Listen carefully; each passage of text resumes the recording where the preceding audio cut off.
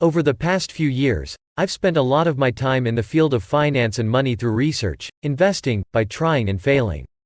And one of the most life-changing skills I have learned through it all is how to handle my own personal finances. Recognize my bad money habits and break free from them.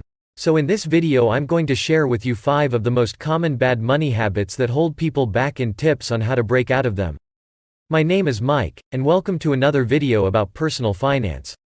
If you like the video, don't forget to like and subscribe, and comment down below any money habits you have handled. The first habit is paying yourself last. I first heard of this in Robert Kiyosaki's book, The Rich Dad Poor Dad, and it is one of the blueprints in achieving financial freedom. Kiyosaki explains that paying bills can be broken down into 2 different types. First, you have the poor people's habit, which is through paying yourself last. So when the paycheck comes, you'll pay your rent, phone bill, subscriptions. You'll plan for social events and buy things. And whatever is left, if there's anything left, will go to savings. The second habit, which is the rich people's habit, is the exact opposite. They pay themselves first, and this is what you want to do. Make a budget, and say you want 30 to 40% of your income to go to savings or to investments. Treat it like a bill that needs to be paid. This is so important, and by doing this, you're guaranteeing that this money will be saved. It all comes down to structure your spendings. Number 2 is not knowing your income or expenses properly. Until you know what your starting point is, how do you know where you want to be? There's something called lifestyle inflation, and that is your spendings will rise as your income rises. Essentially meaning that the more money you earn, the more money you spend. Make more money, buy a bigger house, buy a bigger car, make more, spend more, etc. Those who are good financially, they know their assets and their liabilities. They have a clear goal on where they want to go financially, and all the steps they need to take is based on them knowing how their financial future is.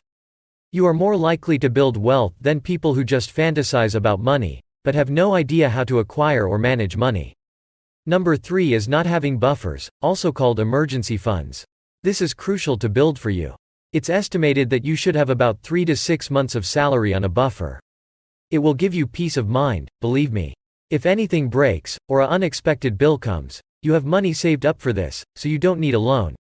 Having an emergency fund will free up a lot of mental energy you can use for other things.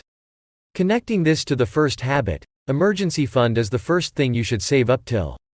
Number 4 is not caring about your finances. You'll never do your best when it comes to things you don't care about. There are a lot of people not caring about finances, and are happily living within the so-called rat race.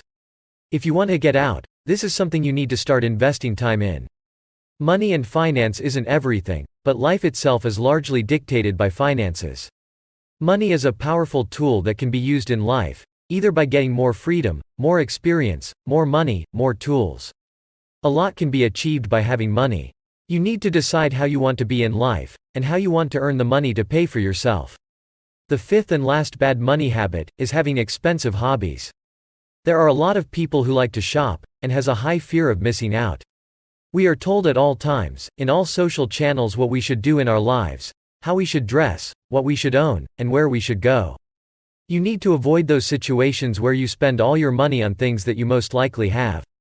And a lot of hobbies could either be free, or a lot cheaper if you're able to rent.